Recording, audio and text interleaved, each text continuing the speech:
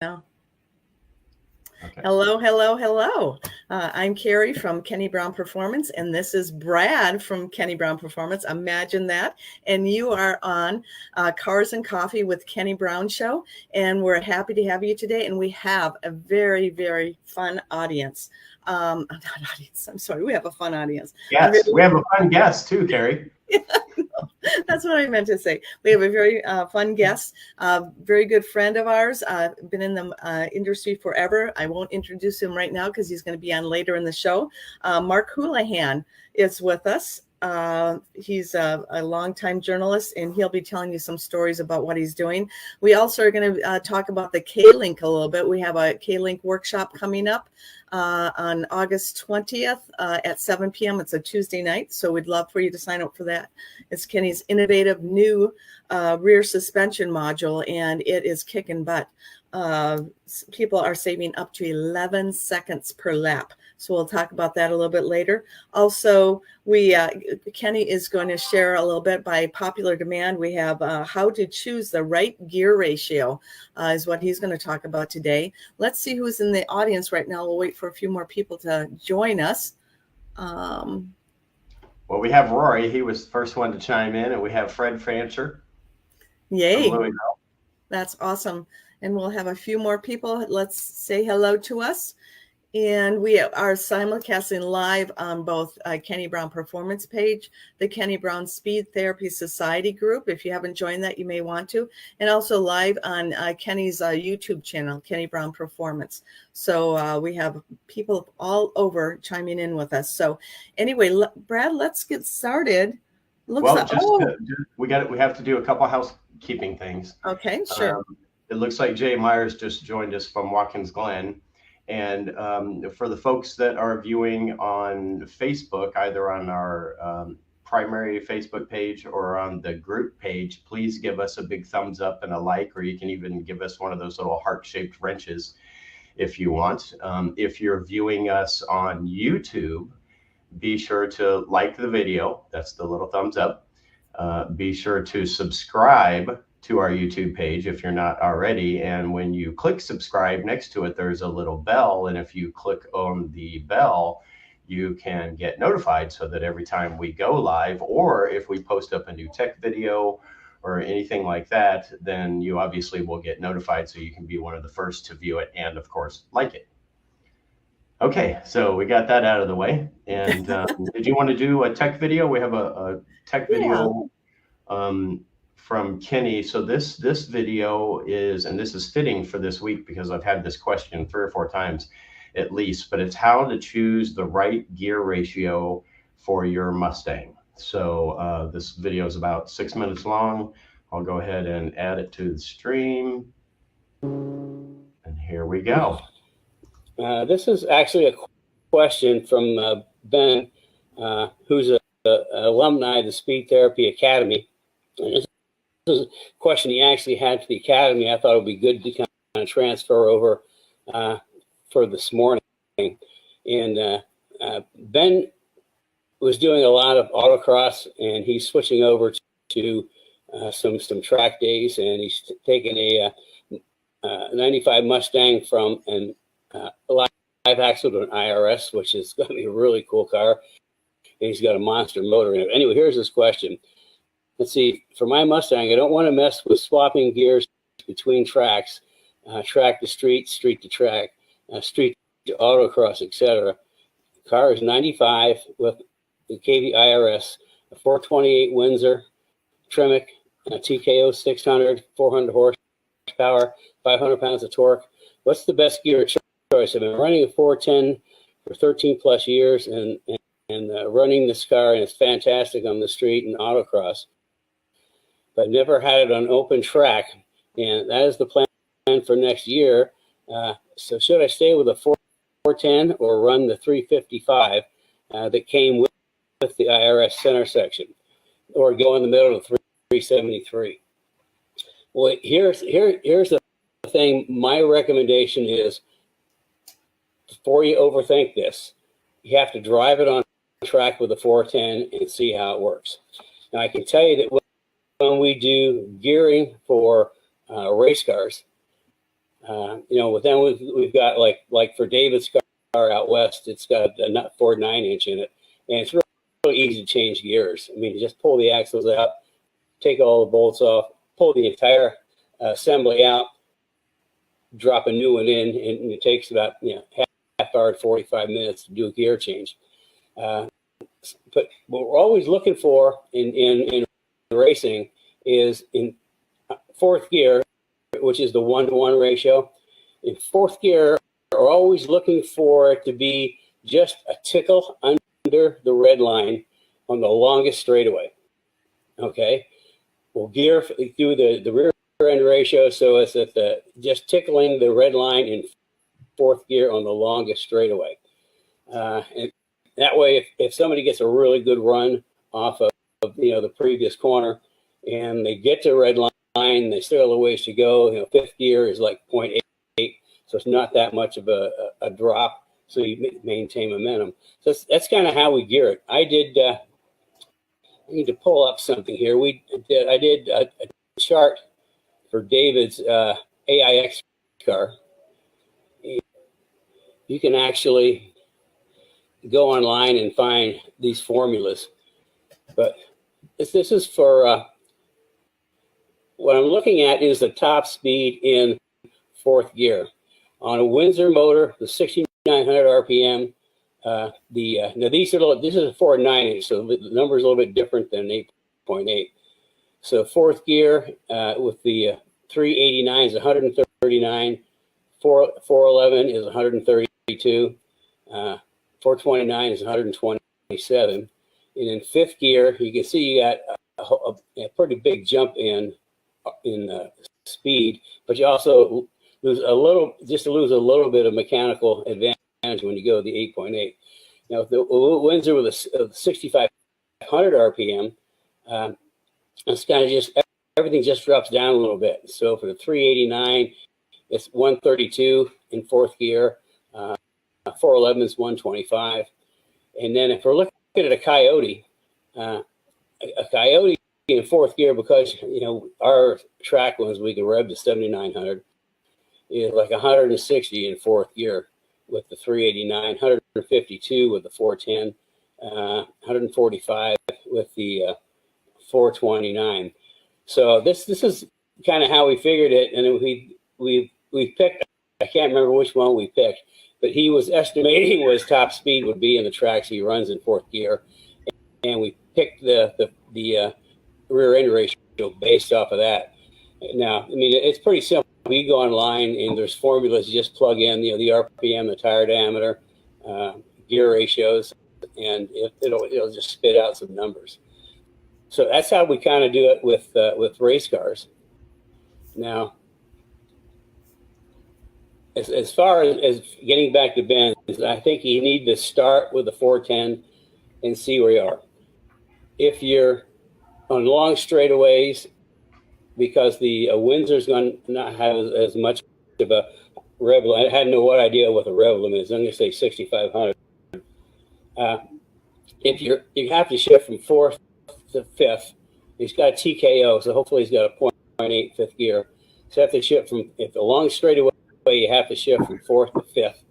Then you might want to drop down to 373, or just kind of do some calculations and see, okay, I need to be this much more speed at the end of the straightaway, and then you can just figure out what kind of gear ratio to run. But the very first thing is just try it.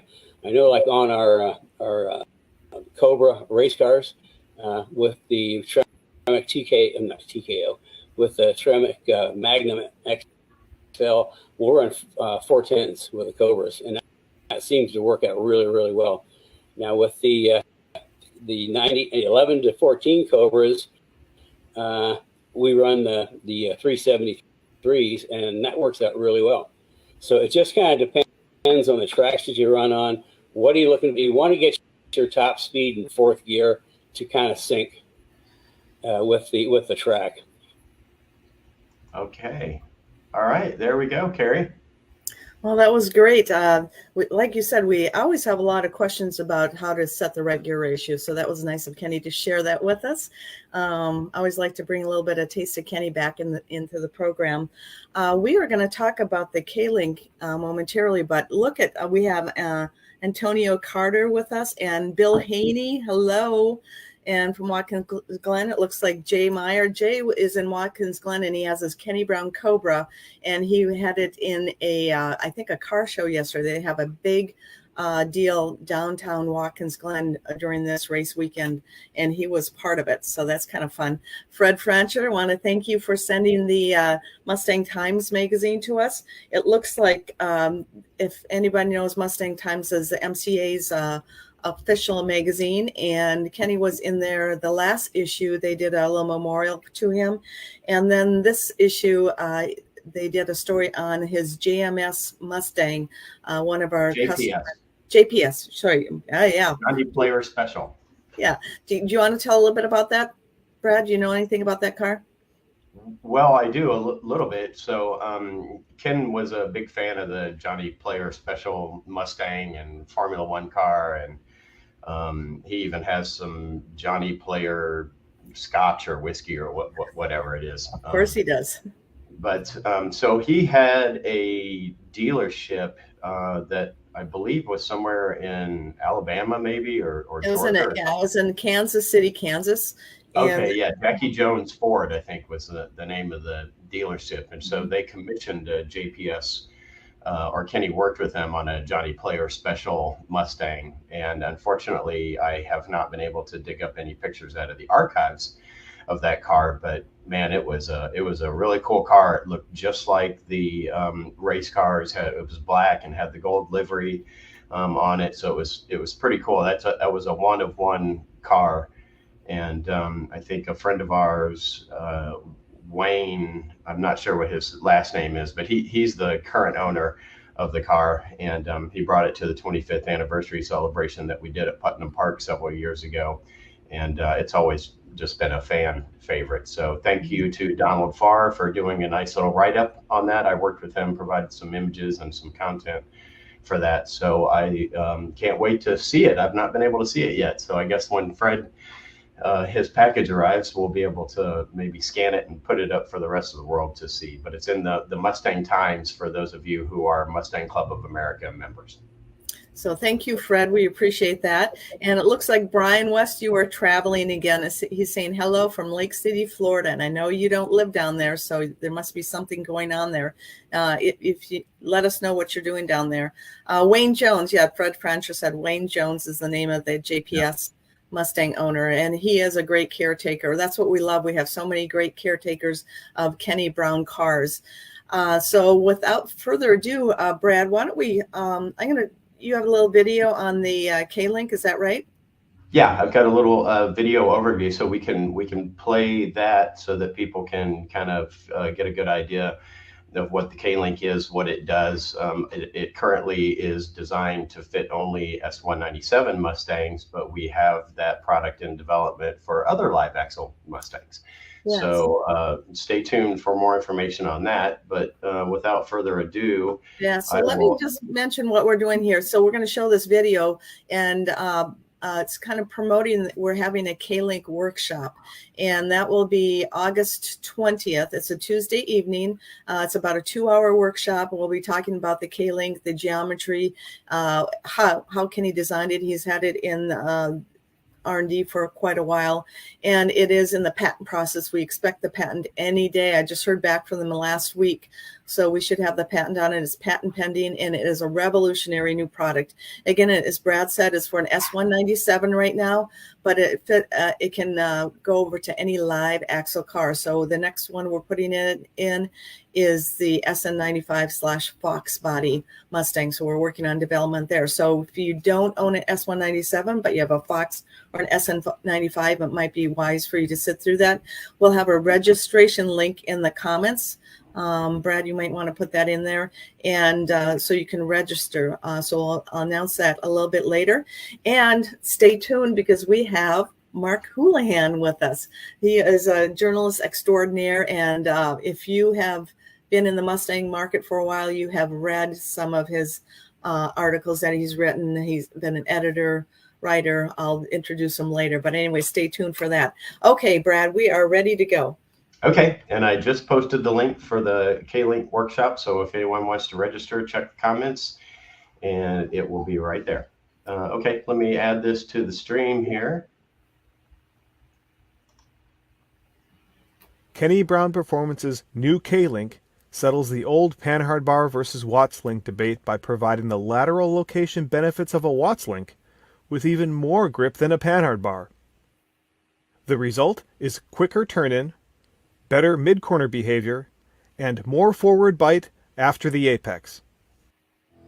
Kenny Brown's K-Link is an innovative, technically advanced, zero-roll axle control module that offers the absolute ultimate handling in live axle lateral control. The patent-pending Kenny Brown K-Link rear axle control module with its unique asymmetrical Kenny Brown geometry distributes weight on both rear tires all the time for maximum traction by decoupling axle roll from body roll in cornering, helping you get back on the throttle quicker in corners.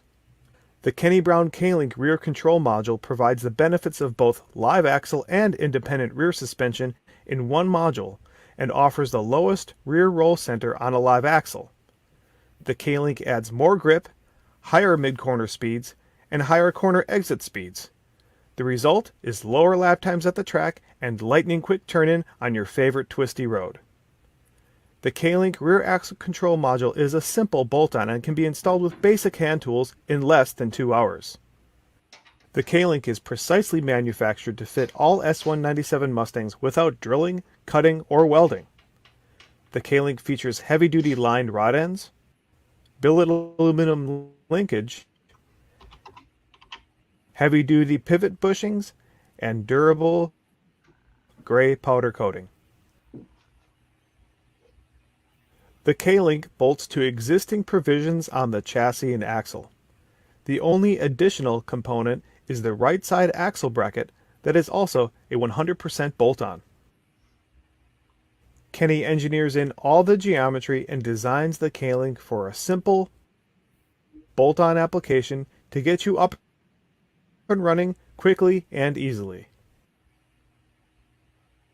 Since each radius rod has a left-handed threaded end, adjusting the lateral axle position and the roll center height is as easy as turning the rods.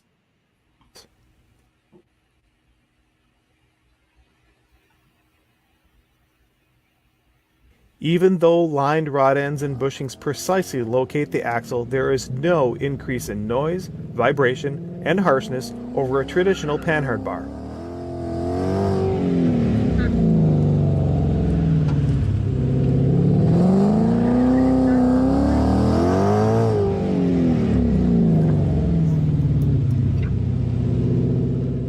The K-Link brings unparalleled grip, control, and traction to your S197 Mustang. The only thing faster than the installation and setup will be your lap times.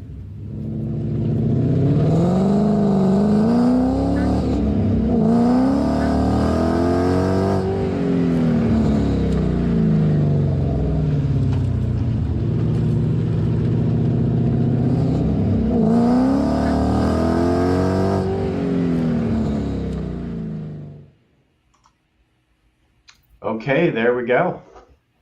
So that's a little info about the K-Link itself. And for those of you who are wondering about the roll center adjustment, yes, it has adjustable roll center and you can adjust it just about wherever you want. So you can match the front suspension. You can use the roll center change to more or less drive what the front suspension is doing. So it's an infinitely adjustable piece, and it is pretty trick. So once you get it, then before you put it on the car, then we've got some other instructional videos that tell you how to set it up as well. So again, everybody out there who's interested in the K-Link workshop, please click the registration link and be sure to join us. It is 10 days away. Yes, and if you cannot join us on that Tuesday night, if you are registered, you will get a replay link so you can watch it at your convenience. So I'd recommend doing that. We also have some specials and discounts on the product for signing up for the workshop. So if you're interested, I would definitely sign up or register, and we will see you on Tuesday, September 20th. So that's where we are with that. Our next guest, first of all, there was somebody from Sterling Motors, I think. Sterling Cars, they left a message in the comments and asked our friend Rory to send them a message. So apparently they're trying to reach out to you. So Rory, if you're still here, check the comments and hook up with the guys at Sterling's Cars, please. So we are going to have Mark Houlahan on, and remember, put your questions for him in the comments if you have any while he's talking a little bit about what he's doing, and he will answer those. And what else was I going to say? I lost my train, but anyway, we're going to introduce Mark Houlahan. And as you know, Mark Houlahan has been a longtime journalist. He'll let you know how long he's been in the industry. He's been an editor, he's done everything. Photographer, writer, everything Mustang. He is a true Mustang enthusiast. And he has a very interesting past and very interesting in what he's doing right now, and interesting look at life itself. So we are going to introduce him. Mark, without further ado, welcome. Thank you for having me. Yeah, so we're thrilled to have you on. And I would like to, Brad and I are going to kind of ask you questions back and forth. And first of all, I want to find out a little bit about how did you get started in the Mustang market and writing? Was that always your passion? Yeah, well, starting with high school, I was the editor of the school paper. I handled photography for the yearbook, that sort of thing, and really enjoyed it. I saw myself maybe starting to write, murder mysteries or something. And my first car was a 1966 Mustang hardtop. My mom bought it for like daily transportation. Not that she didn't like it, but it wasn't, what's the word I'm looking for? Useful enough for her. My parents at the time owned a nursery, a plant nursery, and they did a lot of plant deliveries and things like that. And like this, at the time, it's just your typical used car, like an 18, 20-year-old car.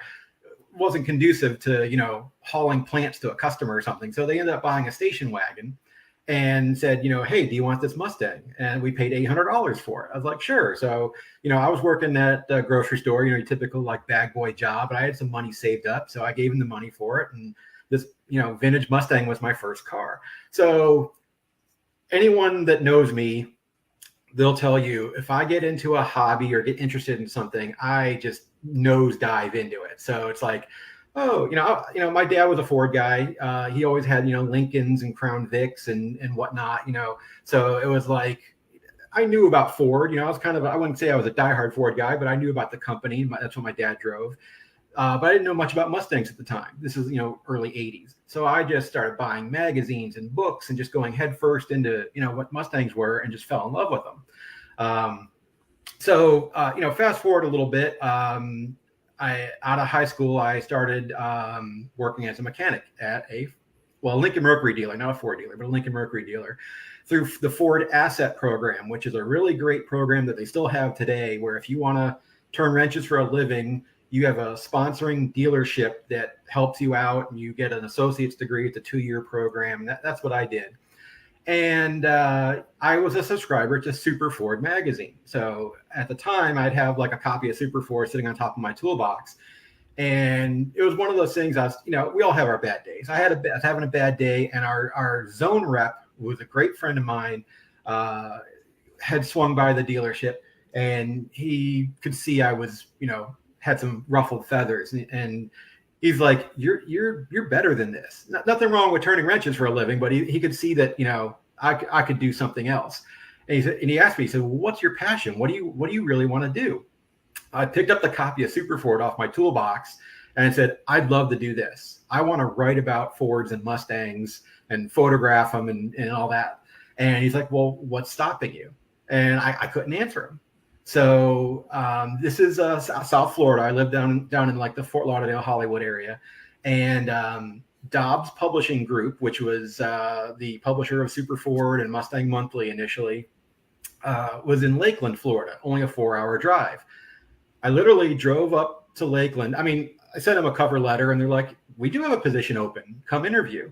So I literally drove up there in my Fox Mustang with my mom. I was like 21, 22, something like that. And drove up and interviewed. And there was basically a tech editor position open. And they weren't sure if it was going to be for Super Ford or for Mustang Monthly. It all depended on, my background. And Earl Davis, the late Earl Davis, who was the tech editor at Super Ford, he was willing to move whichever position needed. And they said, we think you'd be a better fit at Mustang Monthly. You got a vintage Mustang, you really know about them, that sort of thing. So January 6th, 1992, I started at Mustang Monthly magazine as their technical editor. I had naysayers at the dealership. Oh, you'll be back in 6 months, stuff like that. And you try to just ignore that negativity. But my wife, we were just engaged at the time. We weren't even married yet. Packed everything up in a U-Haul, put her car in a car trailer. I remember she drove my Mustang up to Lakeland and I drove the U-Haul and started with the magazine company. And it was just a dream come true. I mean, just I spent nearly 30 years doing this, full time as a career, and it's just, I couldn't ask for a better life. I mean, did I get rich? No, but I got rich with memories.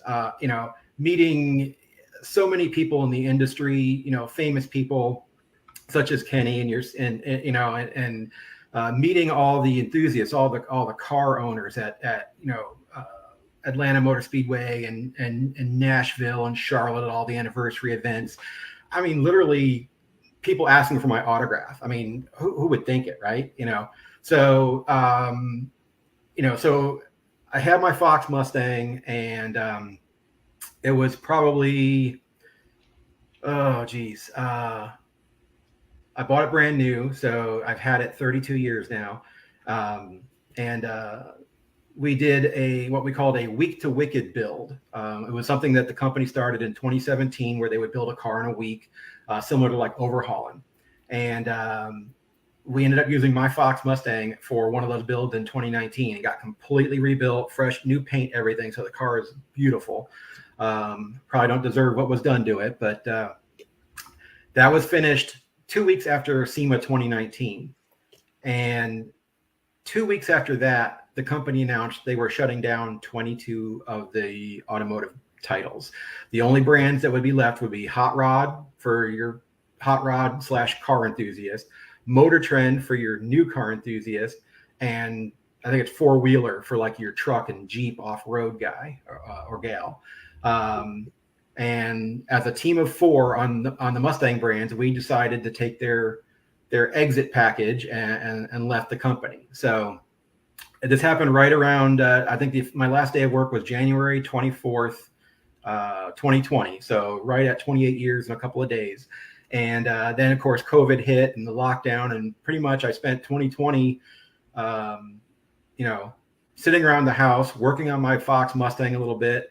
I had since built and restored another 66 Mustang that looks like my old Mustang. So like a tribute car, if you will, and had been sitting. So I started working on that. You just basically didn't want to have idle hands. And late October, Speedway Motors came calling. Speedway Motors is based out of Lincoln, Nebraska. So when you guys were in Omaha, you might have heard them. Lincoln is also where our good friend Doug Killian lives. And they actually reached out to me looking for a copywriter. So my day-to-day now is working at Speedway Motors, doing copy for our product pages, what we call category copy. We have a blog where I write buyer's guides, learning a whole lot about LSs these days, to be honest, but, writing content for our blog and that sort of thing, and also representing the company. I went to SEMA last year. I went to PRI last year, doing some product videos with our partners, that sort of thing. So it's been an interesting ride, and thankfully we have a new Mustang brand that just is on the horizon here. It's been out just about 2 years, called Mustang Hub, and I'm a columnist with that magazine along with Steve Turner, and Henry De Los Santos, who was the editor of Muscle Mustangs back in the day, is the editor of it, and he's doing an awesome job. It's a great title. Our good friend Wes Dunkel does a lot with them, and it's just it's just great to still see that kind of passion be put into a print magazine. I mean, the internet's great and it's instant and everyone loves seeing their car, but there's nothing like seeing your car in print. Yeah, I totally agree with that. Brad, if you can you try to stick a link to Mustang Hub, because it's worth subscribing to that. You get a real print magazine in the mail, and it's very high quality, great writers like Mark and Wes. So anyway, it's just wonderful magazine. Yeah, that's where they debuted the K-Link. Yes, they did. Yeah, Wes Dunkel wrote an article on the K-Link in there. So if you would like to check that out, you're more than welcome to. I think they have an online and a print magazine. So we'll put the link in the comments area so you can join in on that. But so tell me a little bit more about when did you first meet Kenny? Well, I first learned about Kenny Brown performance through the advertisements in the magazines I worked in. So, we have, nowadays everything's electronic, but back in the day we had what we called blue lines, and you literally got this stack of magazine pages that had like a blue tone to them. And, it was our last and final gotcha. We proofed everything, including the advertisers, make sure phone numbers were right, that sort of thing. And so that was one of my jobs, besides writing content, was also proofing the whole magazine, which is what I do now for Mustang Hub as well. And so I'm flipping through and I'm seeing these ads, and back in the day there was like Holcomb Motorsport and Dallas Mustang and things like that. And I'm flipping through and here's Kenny Brown. And I was like, oh, that's pretty sharp looking Fox Mustang in the ad, and suspension pieces, this and that. And at that point, I'd been with the company maybe 6 months. And I think we had done maybe a cold air kit on my car and put gauges in it or something. I mean, my car was pretty much stock at the time, and maybe gears too, but that was it. So we got an invite to come drive the latest Kenny Brown products at Putnam Park. So it was myself for Mustang Monthly, Steve Turner for Super Ford magazine at the time.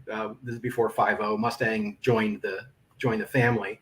And then I believe there was also Jim Camposano and Evan Smith for Muscle Mustangs, which again, we were separate companies or entities at the time. So we flew out to Indy, and I mentioned this on another podcast, but that's when I first met Brad as well. He actually picked us up at the airport in his Fox Mustang.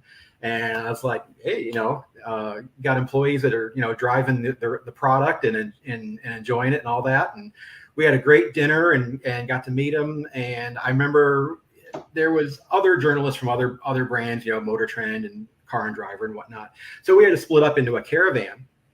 And from where we had dinner downtown to Putnam Park is probably, 45 minutes or so. I mean, memory's a little fuzzy these days, but I actually drove out there with Kenny. I got right seat with him. So I got to spend like almost an hour just talking about, cars and his background and that, I'll be honest, at that point, I did not know a whole lot about Kenny. And so learned about, his years with Steve and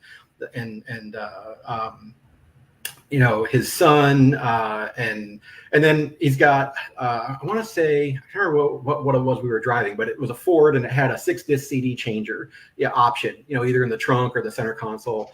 And he hits the radio and I guess the first disc that came up was ZZ Top. and I'm a huge ZZ Top fan. So I was just like, oh, great choice of music. And we started talking about ZZ Top a little bit. So it was great to have this one-on-one with him, because a lot of times you get, to an event like that and it's a meet and greet, shake a hand, that type of thing. And then you're off driving or doing something and you really don't get that one-on-one time. So I really got to know him very well just in that drive. And then we get out to, the track, and this was only my second time on a road course. Full disclosure, I at the time I was more of a drag race guy. So I had been to Roebling Road in Savannah, or just outside of Savannah, for an event with Big Good Rich Tires, driving Legends cars. And if you're not familiar with Legends cars, or if your viewers aren't, they're replicas of like 1940s NASCAR racers, like 2/3 scale, and they run on motorcycle drivetrains, like 1100 cc, inline fours with a sequential gearbox. But they're a single seater because of the size of the vehicle. So we were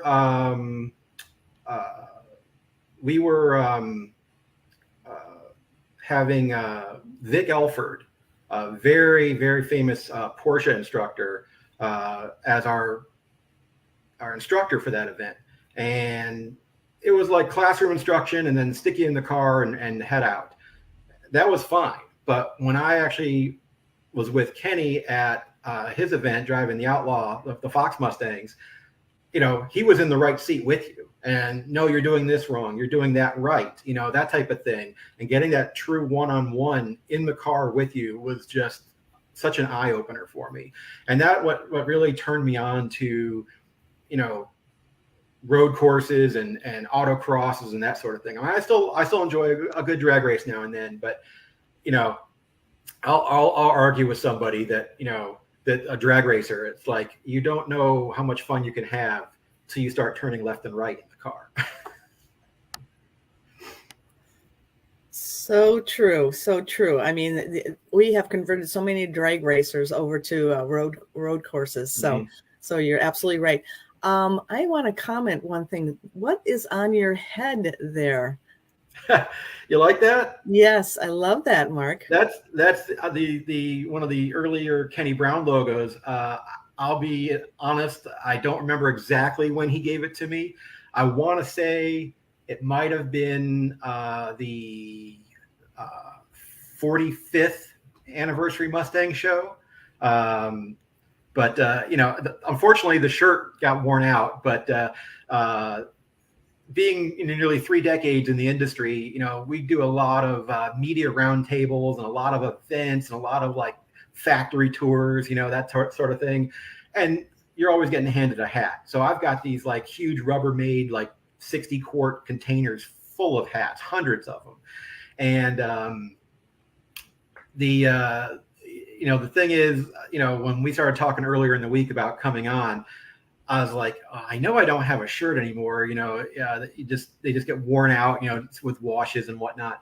I said, but I'm pretty sure I still have a hat, because I'll wear a hat a couple of times and then it goes in the bin and then I get another one. I got probably a half dozen on my dresser right now that are the most recent freebies, And so I started, like a kid in a toy box, just started pulling hats out last night, and I finally found it. I was like, I've got to wear this for the show. That is great. That is great. I love it. Pull it down a little bit more so we can see the old logo again. Look at that. That was such a sexy logo in its day. Yep. And then a lot of people started doing that same thing. We were one of the first to come up with that kind of a logo. So I remember that well. I just want to take a break. Here's a little piece of history. And I think Mark will appreciate that. And Cari, I'm sure you remember this. That logo actually won a silver Addy. Mm-hmm. Very cool. Yes, it did. I forgot about that, Brad. Good point. So yeah. Brad's kind of our historian. I'm not sure the story behind the Addy, but I know it's a pretty prestigious award to win. Yeah, so that was awesome. Kenny was really excited about that. I'm just going to take a break. If you like what you're hearing here, give us some thumbs up and subscribe to our YouTube channel. What I wanted to let you know is in a couple weeks we are going to be having a tech session on tire temps. So we are inviting somebody from Tire Rack to give us a little bit of information on tires and what you can do with that. So just join us in 2 weeks. Again, we're live every other week. On the week that we're not live, we play a encore presentation of a show that Kenny did. So we kind of keep his legacy alive and keep going. Speaking of that, we're building tribute cars. Mark, I don't know if you know this or not, but we're building outlaw tribute cars. We've had a number of people contact us on that. We're also building so that's our Fox body. We're building Cobra Kenny Brown tribute cars, and we have a S197. We've already got that in the works as well. So, and then S550. So that's kind of how we're honoring Kenny, as we're continuing building his full conversion cars. So it's really fun and it's heartfelt. So that's Brad, very yeah, very yeah, cool. yeah, it is really cool. Brad, do you have any questions for Mark?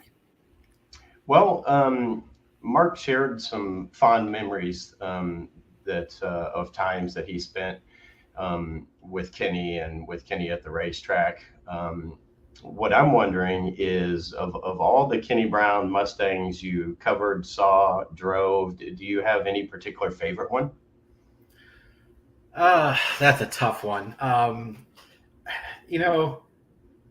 like kitschy stuff or stuff that's outside the norm. So at first blush, I would say some of the coolest stuff that Kenny did was not Mustang stuff. I love the Marauders, the short wheelbase T-Birds that, Doug had a hand in with him, all that quirky stuff. I was just like, this is really cool. Mustangs are great, but like right now we own a Fusion, EcoBoost Fusion Titanium. It's a great car. And there's some goodies out there for EcoBoost stuff, but it's the wife's daily. And the reason we went with a 4-door was we have a grandson. And if you ever try to stuff a kid into a car seat in the back of a 2-seater, of any 2-seater, not just a Mustang, it's not fun.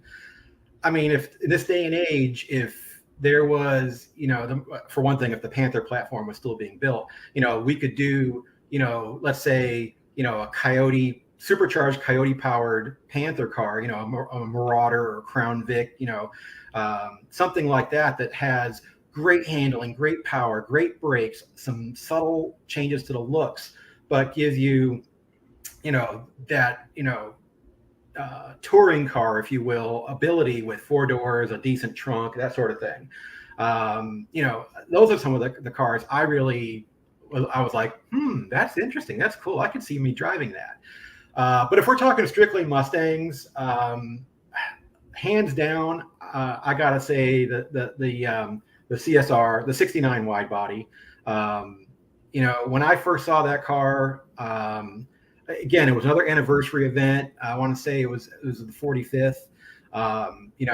Because all those events had track events going on at the same time as the static car show, and got down to the race pits area, and there was the car up against a chain link fence with the the trailer and the tent and everything. And as a vintage car guy as well, I just seeing those 69, 70 Mustang looking rear hips and the rear wing design with the sports roof rear glass reminiscence there. I was just blown away. And then I was blown away a second time when he took me for a ride in it. So, it's one of those things where, I'd love to have seen that body kit and program take off, but just the fact that he had the what's the word I'm looking for?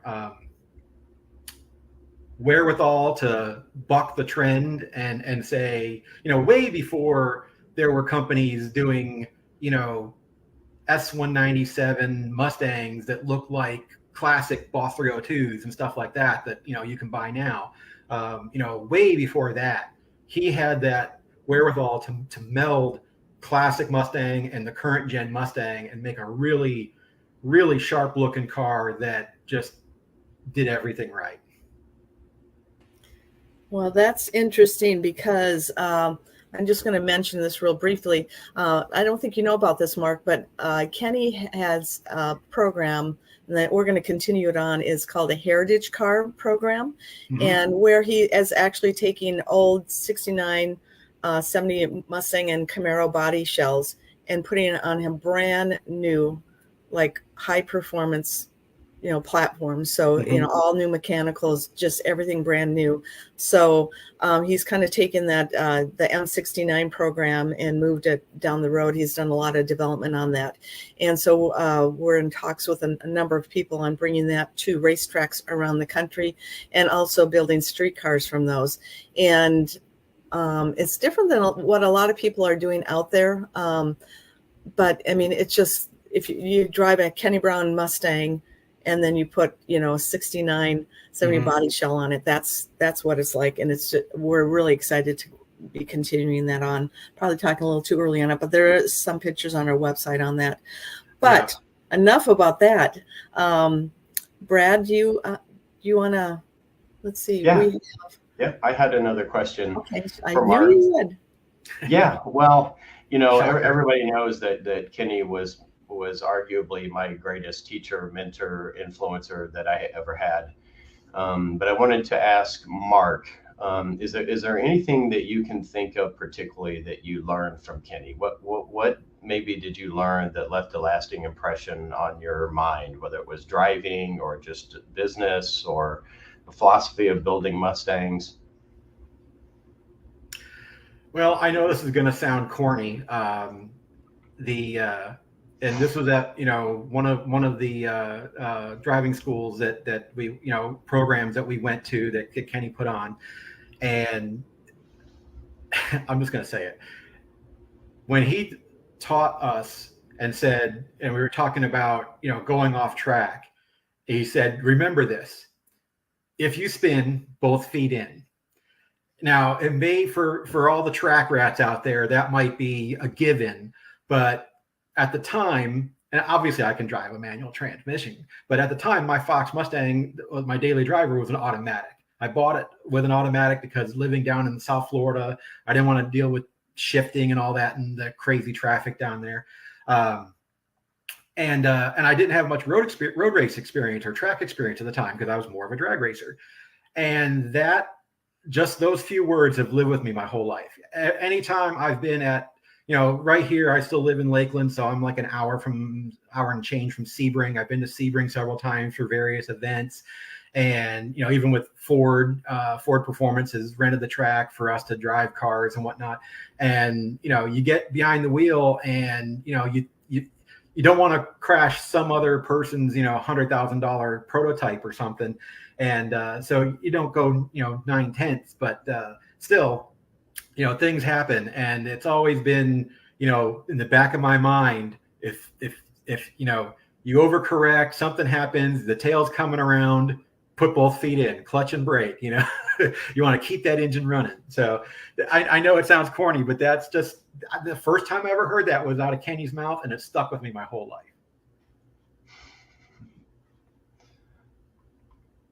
That's awesome. Yeah. So that's obviously one of the things that stuck with me as well. And I've spent a little bit of time in the grass, and in most cases I got both feet in, but there were a couple of times where I missed one foot. So, well, where he told me that it was at Putnam Park, and I don't remember the name of the drill. You might actually, as an instructor, you might know the name of it, but it's 2 lanes that you start accelerating towards, and then one lane gets a green light and one lane gets a red light. And at the last second, you got to get into that lane.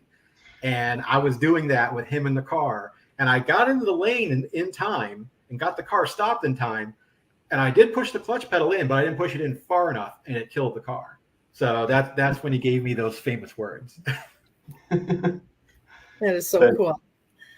That's great. So Cari, do we have some more questions? Yeah, I do.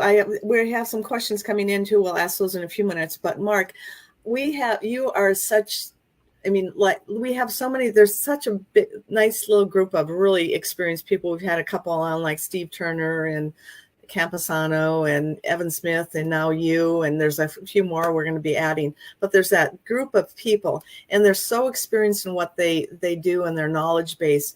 Do you have any tips you want to share with anybody, like a photography tips if they're trying to photograph their own car, or any tips you want to offer?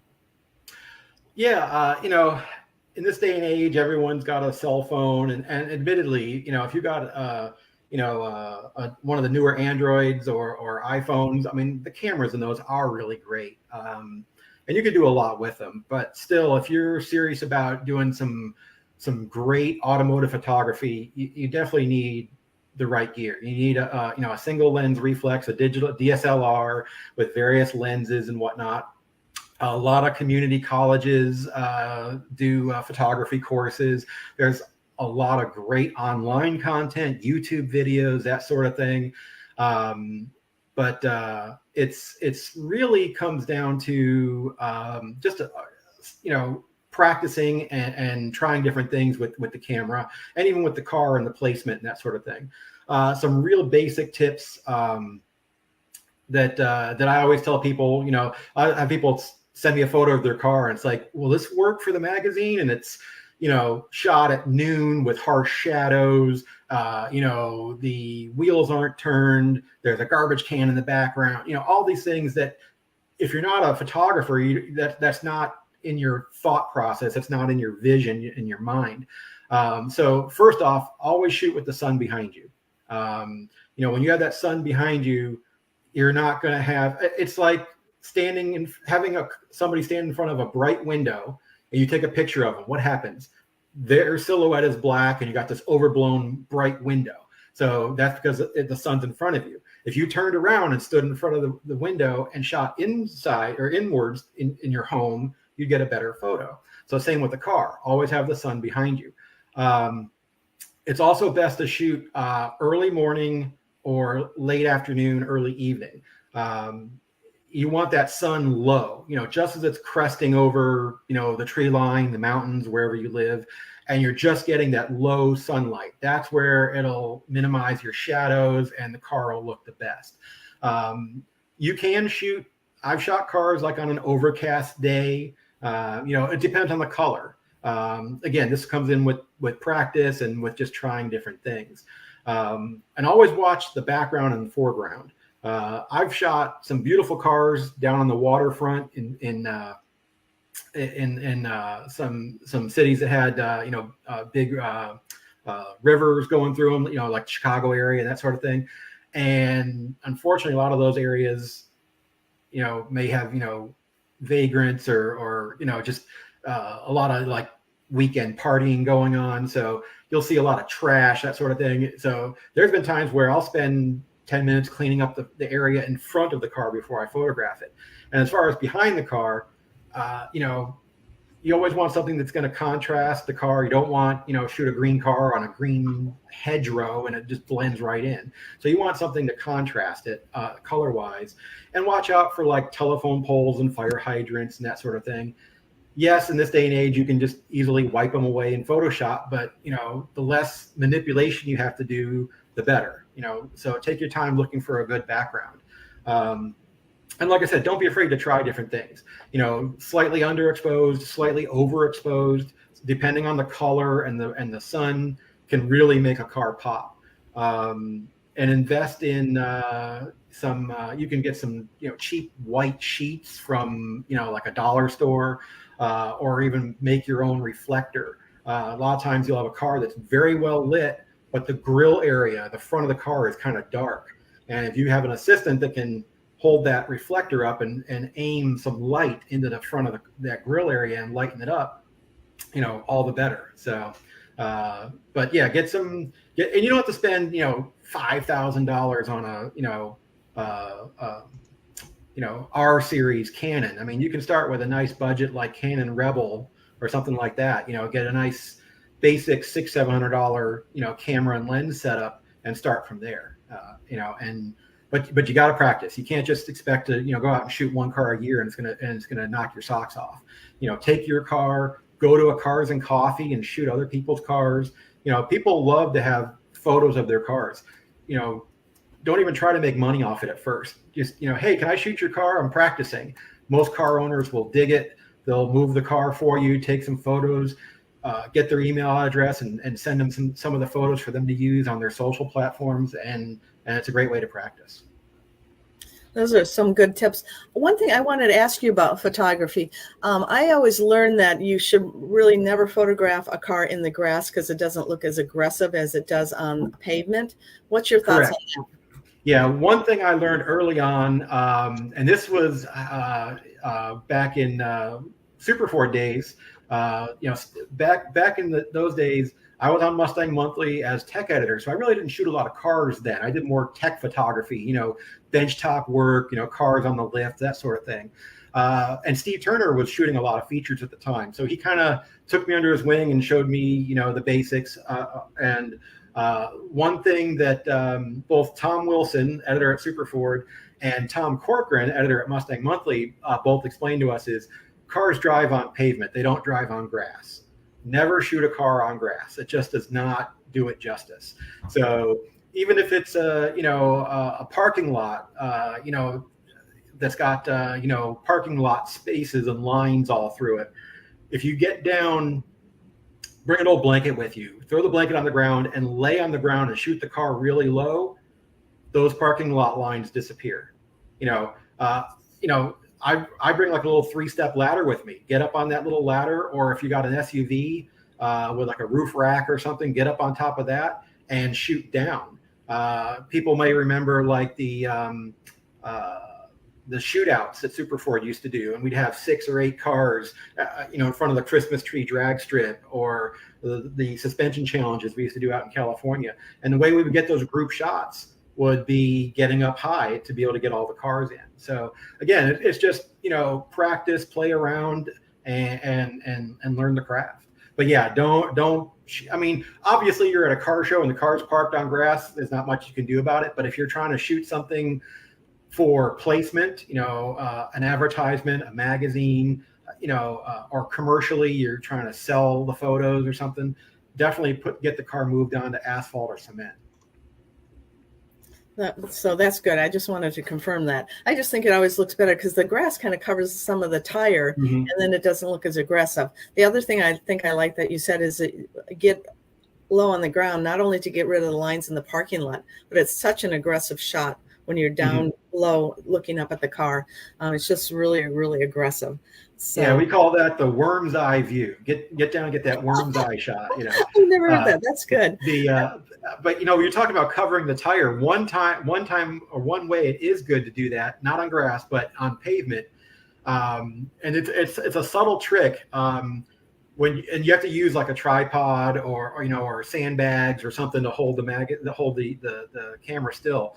Is get yourself a piece of paper and bring it up and just cover the bottom of the tire a little bit. And what you'll see is on the finished photo is you'll see that soft edge. It just breaks the tire to pavement contact and gives it a little soft edge. Ah, that's a really good tip too. I'll have to try that. So we're always constantly photoing Kenny Brown cars that are coming in and out. Yeah, give them a little bit of an angle too. Yeah, an angle works well. Yeah, so. A little nose up angle and turn the tires. So the front wheel, instead of being where's the camera? Yeah, I'll put you full of being screen. away from you, you turn it so the face of the wheel is facing the camera. Those are some good points. So, Mark, we're starting to run over time, but I think everybody's really interested in what you have to say. So we're going to run a little late, guys. Oh, no worries. Okay, cool. And Dawn's not going to tell you it's time for breakfast and take No, Dawn actually just left about 10 minutes ago to go get a cup of coffee because our Keurig is on the fritz. Oh no! My wife doesn't have her coffee. It's not a good thing. So she's you're on her way to Dunkin' for that pumpkin spice latte. It's that time of year, That's cool. And then I think she's going to go visit the grandson, which I am a little jealous about that. So yes, I know grandchildren are wonderful. So you don't know what it is until you experience it. So it's just wonderful. So I just have another question for you. Who is your biggest mentor throughout your whole career? Who would you say your one or two mentors that you learned the most from? Oh, that's an easy one, actually. And I've mentioned him a couple of times already, and that'd be Steve Turner. Steve and I worked together. Let's see, I think the Tampa office closed in 2014. So that's been 8 years. So roughly, I'd say close to 20 years we worked together, and we've been friends for going on 30 years now. I mean, he lives 10 minutes from me. So I actually was hired first on Mustang Monthly, and I want to say it was like maybe a year later they hired him for Super Ford. And we're at the same age. We have the same kind of dark sense of humor and sarcasm, so we really hit it off. Always having lunch together at the office and that sort of thing. And we ended up doing a lot of events together. We go to SEMA and we'd share a hotel room, that sort of thing. We both like, heavy metal music, that sort of thing. And it was just, a great friendship. We weren't just coworkers, that sort of thing. And I'll never forget the day I had moved on from Mustang Monthly to 50 Mustang. It was that I want to say it was like 99 or 2000 to like 2005, somewhere in there. It was Steve was editor of 50 Mustang and Super Fords. I was the tech editor, and Michael Johnson was staff editor. So the three amigos, we used to joke, and we were in our publisher's office. Steve and I were in our publisher's office one day talking about, we used to do these magazines called SIPs, single issue publications. So we would do, like Muscle Mustangs would do like a Ford truck performance annual, one time a year. Those were the SIPs. And we were in the office talking about the next SIP for 50 Mustang. And Steve was going to have me do the whole book, kind of like hey, I think Mark's ready to, handle this. And Mustang and Fords magazine, which originally started as Peterson's Mustang and Fords, and I believe they dropped the Peterson. Well, at that point, we had like 4 or 5 Mustang brands, and Mustang and Fords was one of them, and the editor had quit. Donald Farr was juggling Mustang and Fords and Mustang Monthly at the same time, and it was killing him. And our publisher was like, hey, if any of you guys know of anyone interested in the Mustang and Fords editor position, let me know. If you hear of any freelancers or anybody in the industry looking for work. And it blew me away. But Steve turns to me, kind of looks at me, and then he turns back to our publisher and says, as much as I'd hate to lose Mark, here's your guy right here. Because Mustang and Fords, if you weren't familiar with that magazine, it was as the burgeoning resto mods were coming out. That's what Mustang and Fords was about. It was all about Mustangs and Ford powered cars, your Galaxies, Torinos, Fairlanes, Mavericks, all that, with like, Fox Mustang 5-liter pushrod drivetrain swaps, like Heights Mustang 2 front ends, that sort of thing, EFI conversions. So it wasn't the, paint daub and chalk mark Concours restoration Mustang Monthly stuff, which I love, but it was just something different. And it just blew me away that Steve would, be willing to lose his tech editor, to offer me this role as editor of my own title. So, and he became editor in chief on the masthead of Mustang and Fords, and kind of took me under his wing and taught me all the editor duties, which there were a lot that I wasn't aware of, So, and to this day, it's always great to see him. I try to have lunch with him once a month. We get together and, talk about the good old days and what we're doing now and that sort of thing. But yeah, he's been one of the biggest influences in my career. That's awesome. Brad, do you have another question? I know I've been asking so many questions. I don't want to be a question hog. Yeah, so I do have a couple more questions, but before I ask, I wanted to mention to Mark that our friend Lance from Fox Body FX is joining us today. How's it going, Lance? He does a great podcast. I've sat in on a couple of his live Instagrams, but yeah, I need to check him out. Yeah, and so Lance, if you're viewing, you can go ahead and in the comment section, you can put up a link to your website, Instagram page. But Mark and I joined Lance on the Fox Body FX podcast, along with our friend Doug Killian from Lincoln, Nebraska. And we were talking about the early days of Kenny and the short wheelbase T-Birds and the Outlaw Mustangs. And I didn't really know much about Lance or Fox Body FX prior to that. And since I've become a huge fan, I follow him. I like his posts. He does great work. He does a great job at keeping the Fox Body alive and continuing to generate a lot of excitement about it. And I did want to also mention to Lance, if you're listening out there, please reach out to me when you get a chance. We would love to have you as a guest on Cars and Coffee to talk about your podcast and talk about what you do for the Fox Body Mustang community. So you know how to find me, Lance. So just reach out and let's get you scheduled for a show. So. Yeah, he's got a barn find Celine SSC, and he just, I hope I'm not letting the cat out of the bag because he did post a photo of it, but he did find like one of the very first Dugan Racing Mustangs built and bought that just the other day. So I think he needs to finish out his trifecta and find himself an old Kenny Brown Outlaw Fox Mustang. Yeah, well, there's some out there. They pop up for sale every now and then, but they don't last long. That's a Kenny Brown original Outlaw Fox Body Mustang is probably one of the hottest cars to run across on the used car market. They're selling well.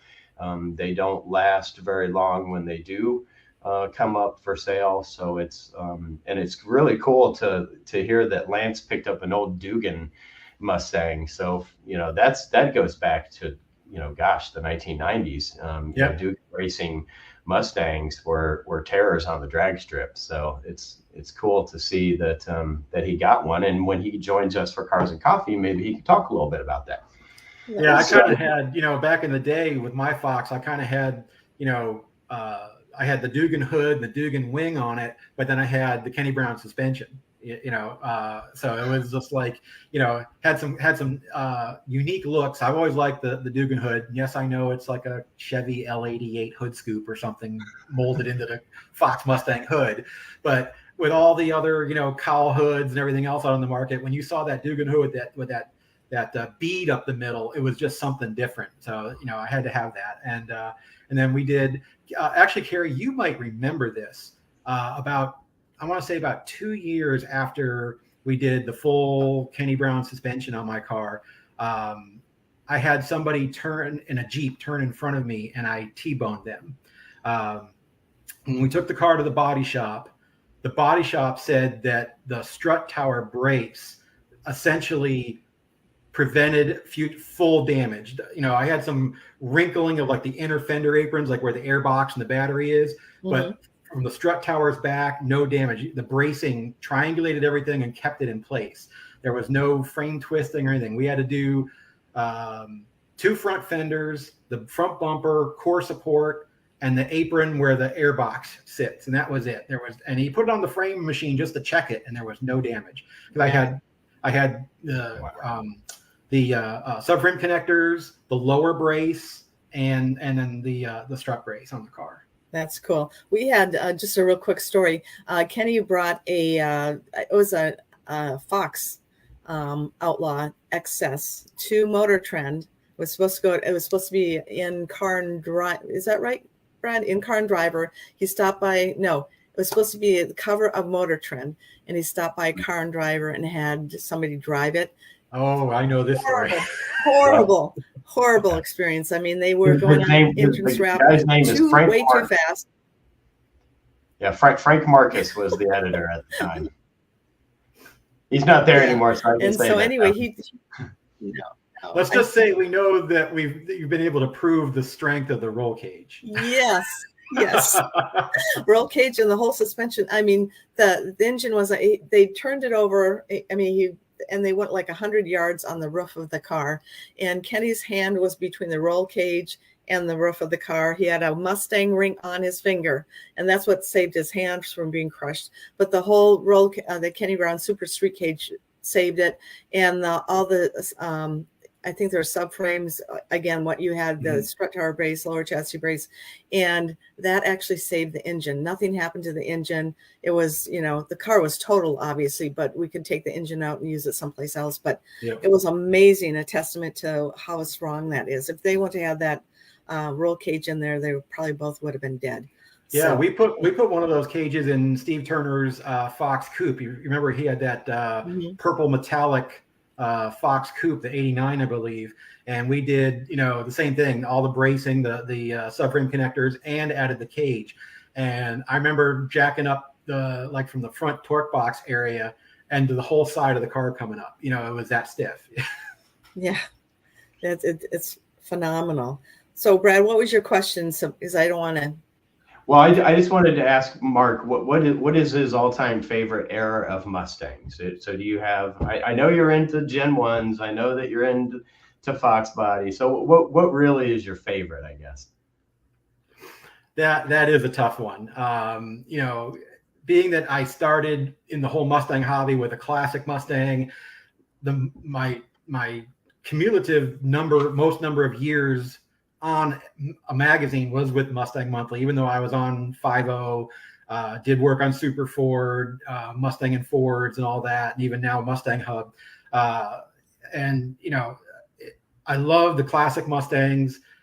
They're lacking in a lot of areas these days. So doing a resto mod or pro touring, or even there's companies out there now that do complete reproduction body shells with Coyotes and 10-speed automatics, and out of my price range, but I mean that'd be something that would just, having all that modern power, convenience, backup camera, all that stuff in that classic looking body is just something that I love. It's obviously I love the Fox Mustangs. Like I said, I bought my car brand new. I special ordered it actually, and I've had it 32 years. I've worked on dozens of Fox Mustang projects and shot even more for the magazine. So, I mean, I love the new cars. We came this close to getting an S550 instead of that Fusion, and we really thought long and hard about it. And it's like, no, we need the 4 doors for the grandson. So, and then recently, with my Fox Mustang being completely rebuilt for Week to Wicked, it's so nice, I don't want to drive it type of thing. You know what I mean? And we toyed again with getting an S550 for me as a daily driver, but my wife and I both work from home, and it would just sit in the driveway, spend $500 a month or something on a car payment for it just to sit there and maybe drive it once a week. So right now we're holding off, but yeah, it's tough. It's a real toss up between first gen, 65, 6 hard tops. I mean, everyone loves a fastback, but I love the hard top. And the Fox Mustangs, being that I've spent so much time around those two, it's a real toss up between them. If I really, really had to pick one, I'd probably say a first gen Mustang, obviously modified. It could either be, factory correct looking, but with hidden mods, or slap a Coyote in it and a 6-speed manual and, IRS and big brakes and wheels, and just, have a blast with it.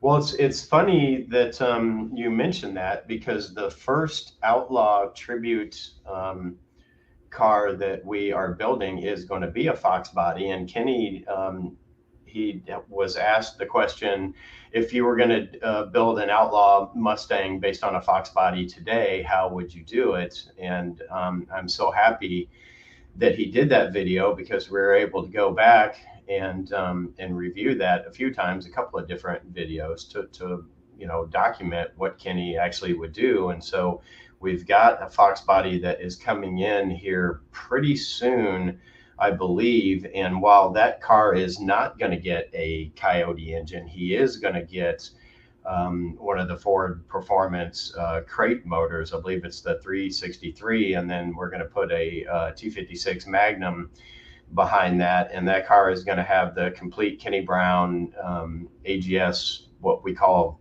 4.0, I guess, or 3.5 front suspension, so K-member control arms, the full ball of wax. It's going to have a street cage in it. It's going to have all the underpinnings. And it is going to have an IRS rear suspension. So awesome. And that that'll be 363 is a stout piece. We did a 65 or 66 Mustang hardtop SEMA project in 2017. If you came around the Motor Trend booth and saw a competition orange 66 Mustang coupe or hardtop, that had the 363 from Ford Racing in it. And I mean, that thing makes 500 horsepower, at the flywheel, out of the crate before you add a blower, turbo, nitrous, whatever you want to go crazy with. So, I mean, as we know, 500 horsepower in a Fox is I mean, there's people out there with a lot more, but 500 in a Fox is just like a great fun ride. I mean, some people might call it a starting point, but my car right now has a Ford Racing 306 in it, the regular Boss block, not the Stroker 363, but we put a Vortec on it for that old school build look and feel. So it's got roughly the same horsepower as that 363, and it's a blast. Yeah, cool. We actually had someone left a comment. They said, "Hey, Mark, I've always wanted to put a 460 cubic inch Ford engine in a Fox body. What do you think about that?" That was a really big thing in the 80s. Before stroker engines became popular and financially viable. I mean, early stroker engines were very expensive because you were doing offset ground crankshafts and special forged pistons had to be made and everything. Now you can call up SCAT or any number of companies and here's your custom crank that's cast and machined just for a 331 or 347, and the rods and pistons all in a box for $800-900. I mean, I always tell people, if you're rebuilding a 302, it's not that much more expensive to just, if you need a crank anyways, crank and rods anyways, just get the stroker kit, But back in the day, the 460 kits were the oil pan, motor mounts, headers were really popular.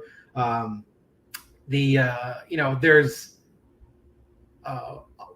so many ways to make, X number of horsepower, whether it's a small block with a turbo or a Coyote with a blower on it. There's nothing like displacement and the torque that it puts out.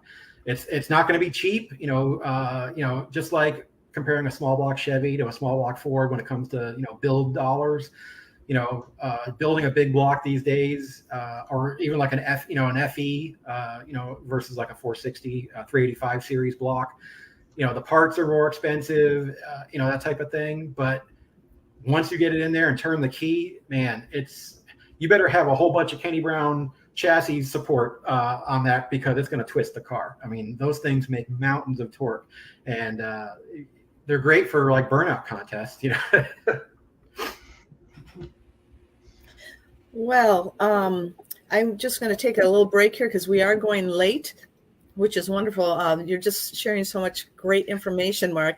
Yeah, can you talk for a couple more minutes, or? Oh yeah, I'm fine. I just wish I had the fancy, virtual backgrounds like you do. Well, I'm at my mother's right now, so that's why I have a virtual background, because you would see a big picture of me at 3 years old painted on the wall, in a big frame. That was the era back then. So I have a little Kenny Brown car up instead.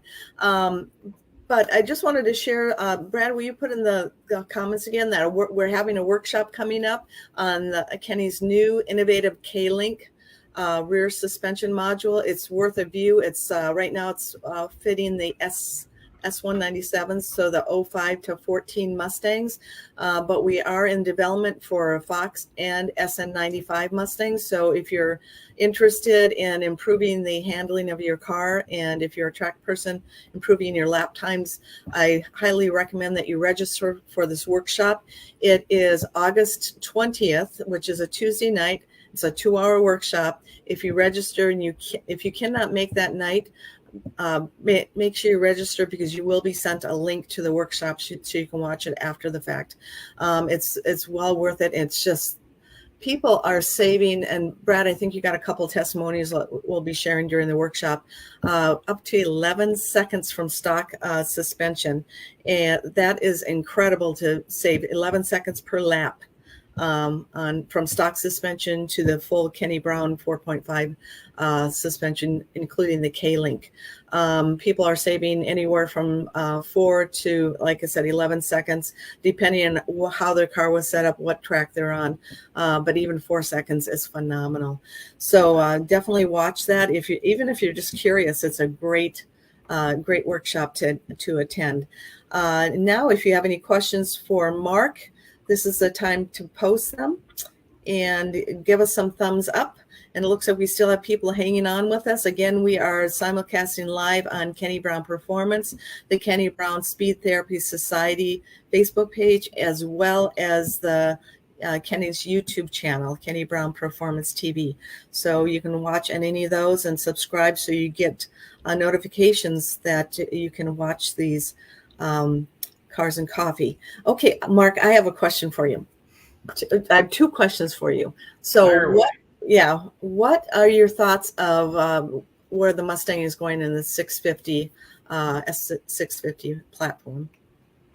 Well, we're all gonna see, it debut here in just a few days on the 14th. There's a lot of clickbait out there right now with, S650, sneak peek or teaser shot. And a lot of it's, digital manipulation of a S550. I'm not as privy to, obviously anytime you talk to Ford, we cannot comment on future product. That's their official line. But obviously little things make their way out here and there, and I'm not as close to it as I used to be. Our good friend Evan Smith probably knows a little bit more than the rest of us, but obviously he doesn't want to risk his relationships and say anything. So we're all gonna, see what happens when the wraps come off next. Is it Wednesday? I believe the 14th. Yes, next Wednesday. So anyways, but as far as what to expect, obviously they've teased, that it's got a manual transmission in it, which is great. My speculation is same drivetrains as the 550 right now, an EcoBoost base car with a Coyote GT option with some sort of like performance package, again, performance pack. I don't know if they'll have different levels like the earlier cars, but probably a small bump in power. The Gen 3 Coyotes with the DI on them and everything has been a phenomenal package. And, I think they obviously for emissions and drivability and maybe even liability concerns, they're leaving something on the table there. So, they may be able to squeeze out another 20 horsepower and the lawyers will sign off on it, something like that. So I'm thinking we're probably going to see like 480, 490. I don't think they'll crack 500. I'd love to see that, but I honestly don't think we'll see that out of the factory. Still a great car. Obviously now with the handling that the car has and IRS and the big brake packages, it's really going to be tough to, market a rear-wheel drive performance coupe at a certain price point and not go over that without making, huge strides in performance upgrades.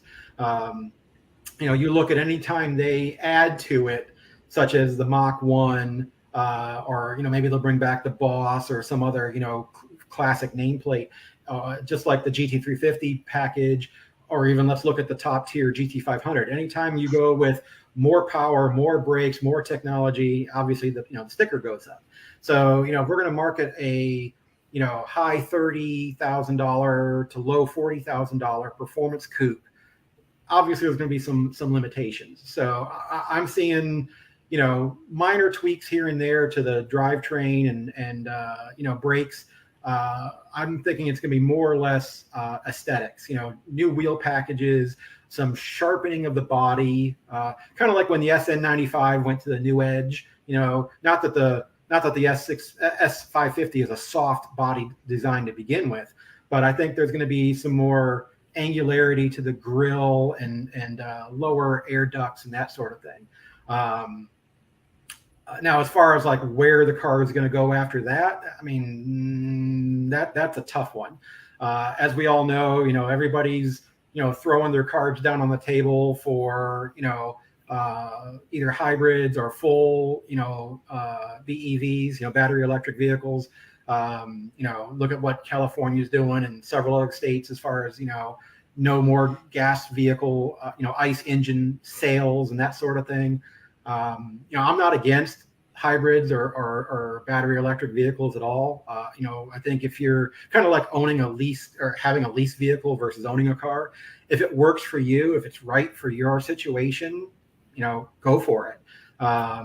But I just don't think we have the infrastructure to handle. I mean, look what they're doing now. California. Hey, I know you got that Tesla or that Mach-E, but would you do me a big favor and don't charge it tonight?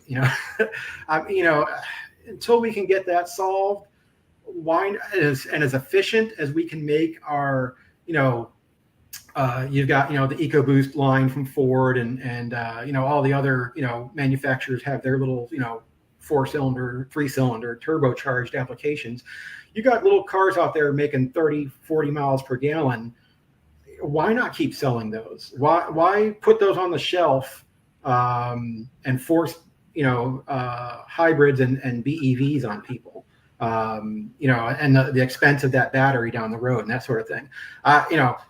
I would have loved to have a little Focus ST or a Fiesta ST as a daily driver. They're great, fun little cars. But Ford stopped selling them, and now they're getting ready to stop selling the Fusion. So what's left? You got crossovers and SUVs. I mean, the Explorer is a great car. My daughter had one, and now she's in a Expedition. And my son-in-law's got a Super Duty. So big trucks, big SUVs. It's either that or the Mustang. So I don't see the Mustang going away. I think with the Mach-E, and I know that's very polarizing as well.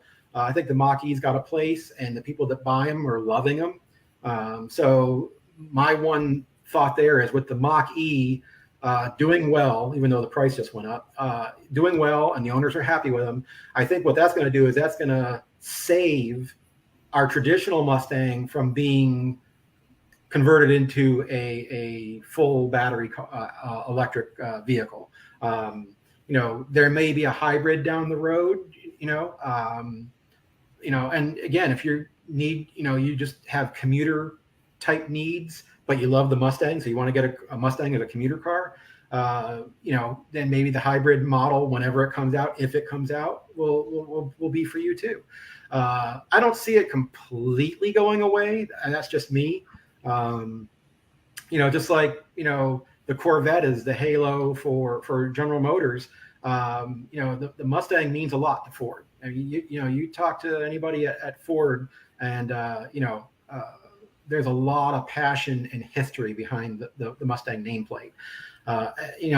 We can talk about the probe and the Mustang almost going away. I think Ford learned their lesson there, and I don't see that happening again. The Mustang is going to be around for a long time. Good points. So we have a couple of comments in here that I wanted to read. First of all, Jorge says that he is a subscriber to Mustang Hub when we were talking about Mustang Hub. Awesome. Thank you. Yeah. And he found out about it on Kenny Brown Performance. So, I mean, on listening to Cars and Coffee, but yeah, and he's saying it's just a great high quality print magazine. So thank you for commenting on that. Rory says, what does he say here? Wasn't Kenny going to do SVO Fox? Brad, do you know anything about that? Michael has an SVO Fox body car that he wanted to do something to, and I know that he had spoken to Kenny about that as well. Michael Kiley, he's up in, I think, the Green Bay area. And Michael owns like the Aviator and the Lounge Lizard, and he has M69, and he's got he also has Mango Tango. So I think he has a nice little collection of of Kenny Brown cars, but he did pick up a nice clean SVO Mustang, and I know that he was kind of itching to do something with that. So I think if we did do that car, that would be, Kenny was a big fan of putting the IRS in the Fox body cars. This is pre K-Link theory on putting it in the Fox and the SN95, but you know, you just can't beat a Fox body Mustang with an IRS in it, or in Rory's case, a Capri, or what we call a Capri, I guess.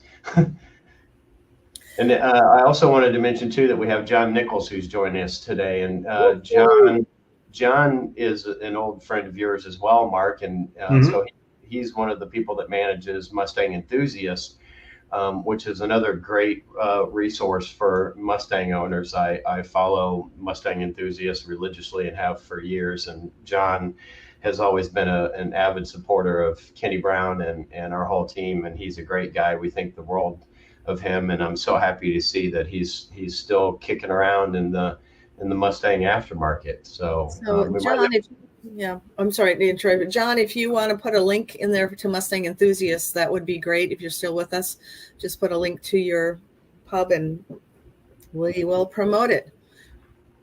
Yeah, John and I go way back to the old Lakeland office days. You know, as one of our great ad reps. You know, he really has a way with people, great personality, always has a smile on his face, and you know, is a great salesman. You know, I mean, we've all dealt with, you know, what I call pushy Pete, you know, that just won't let things go. You know, John was never like that, and you know, from a content or from the writing side, it was always great to work with him. So yeah, over the years with you know, Mustang Enthusiast and Mustang Driver, and you know, doing, you know, stuff for like Mustang Week and things like that. You know, he's always, you know, right in the thick of it. You know, you go to Mustang Week or go to Carlisle Ford Nationals, he's there. You know. Mm-hmm. It's always good to go to those events. It's like Old Friend Week or something, Old Home Week. We have another question in here, and then we're probably going to be ending this because, wow, we've gone an hour and a half. I think this is the longest show we've done, Mark. So, Anthony. Well, I'm known for my extended verbiage, I guess you could, well, there's so politely put it. So many more stories that I'd love to hear about too. I don't think we even got onto all the stories you have to share about your life in public, you know, magazines. Antonio says, what is the most power you can get out of a 2.3 turbo for Fox body Sting? Well, it all depends on, you know, how much money you want to spend. You know, the 2.3 4-cylinder, that's the base engine. I want to say it's, you know, started at like 88 horsepower and then got up to like 110 or 120 or something like that. You know, just like a V8, it's an air pump. It's all about getting air in and out. So, you know, having the cylinder head ported, you know, higher lift cam, better exhaust, all that stuff will help. But you have to realize with an inline 4, it's basically half of a V8. So, you know, if you do head porting on a V8, put a cam in it, put headers on it, and gain 40, 50 horsepower, on a 4-cylinder, you're going to gain half that. You know, theoretically, you know, I mean, I'm not an engine builder, but I mean, generally, you're going to maybe make another 20 or, you know, or so. Honestly, the best way to make power on the 2.3 is to add a turbo to it. There are plenty of great 4-cylinder performance companies out there, like Racer Walsh, Esslinger, people like that, you know, they've had decades of experience building the 2.3 for, you know, circle track racers and that sort of thing, you know, and being able to do, you know, custom valve train and cams and turbo kits and that sort of thing. And just like the inline 6 guys in the vintage market, you know, it's always going to be cheaper to do a V8 swap, but it's just cool and interesting. If you are ready to spend the extra money, it's not going to be cheap, but if you're ready to spend the extra money to be different, It's cool. You know, adding a turbo, doing a turbo spec cam, you know, full flow exhaust, all that. I mean, there's 2.3s out there turbocharged that are making, you know, 500 horsepower. You know, you lose a little drivability because it's only 4 cylinders, but I mean, you can make some decent V8 power out there with the right parts. Thank you. That was a good answer. So we're going to be ending the show. Mark, is there anything you would like to add in a conclusion? Just want to say thanks so much for having me. I know we went back and forth with scheduling a little bit. You know, so many irons in the fire besides my day job and my work on Mustang Hub, which basically is, you know, evenings and weekends. I do a little bit of additional freelancing in the firearms and radio control car industry. So I've got a lot of content projects going back and forth, and working on some home renovation stuff and trying to get my 66 Mustang back on the road. Just put new tires on it the other day, and it's been raining so much here in Florida, I haven't been able to get it down to the gas station to put gas in it. So just a lot going on, but I'm glad we were able to finally connect, and I had a blast telling these stories and reminiscing, and I'm sure, like everyone else, you know, really missed, you know, chatting with Kenny and talking cars and, you know, cutting up. Yeah, well, thank you, Mark. We truly appreciate you being on, and I think we may have to have you on again to tell more stories that we didn't even get to. So it's amazing how fast an hour and a half can go when you're really intrigued with what you're hearing. We have a lot of people here saying, thank you, Mark. Great job, everyone. Thank you. You know, just tons of people saying that. Thanks, Mark, from Antonio. Just really appreciative of what you're doing. Brad, do you have anything to add? No, I don't have anything to add. It's kind of interesting. Both Brad and I have a gift gab, and sometimes he takes a majority of the show and sometimes I do. So we're still trying to get an equal balance here. So I guess, Brad, next show's yours, and it's on tire tech. So I'll let you take that one. Okay. Yeah. They call me the tire doctor. I guess I got that name honestly, but that goes back to my years of work with Pirelli on pit lane, and they would always stick me with the German teams, and so I was always working on Porsches basically, or working with Porsches. But man, I tell you what, I learned a lot, and so now they call me the tire doctor, because if anybody has a tire question, regardless of what it is, I'm usually the guy they call on. So yeah, I think Brad could probably do a tire tech session on Cars and Coffee all by himself, but we're pulling in a tire expert from Tire Rack we're going to be interviewing him, and he'll be sharing some information as well. Yeah, so a lot of people think that, you know, a tire, it's black and round and holds air, you know, and there's just so much more, especially in a performance environment. Mm-hmm. You know, I've seen people that had, you know, 14-inch 6-piston brakes, and they're wondering why their car won't stop because, you know, the tire is only this wide. You know, when you understand the correlation of contact patch, that's also what helps break the car, not just the size of your rotor, you know. Mm-hmm. Exactly. Well, thank you again, Mark, for sharing all this information. And this is going down in the Guinness World Record. It's our longest show, 1 hour and 38 minutes. I was gonna say, I'm sure Steve Turner will not be surprised at that. his show went long as well. It's always like when we're in a group and someone asks a question, you know, Steve's usually behind me going, no, don't ask him. We don't have the time. But you're really interesting. So it was a joy to have you on. Brad, do you have anything else? Otherwise, we're gonna sign off and say goodbye. Nope. I just want to thank everybody for joining us today, and don't forget to give us a like and a subscribe on YouTube or on Facebook if that's where you're viewing. And I hope that I see everybody for the K-Link workshop, which is coming up in 10 days.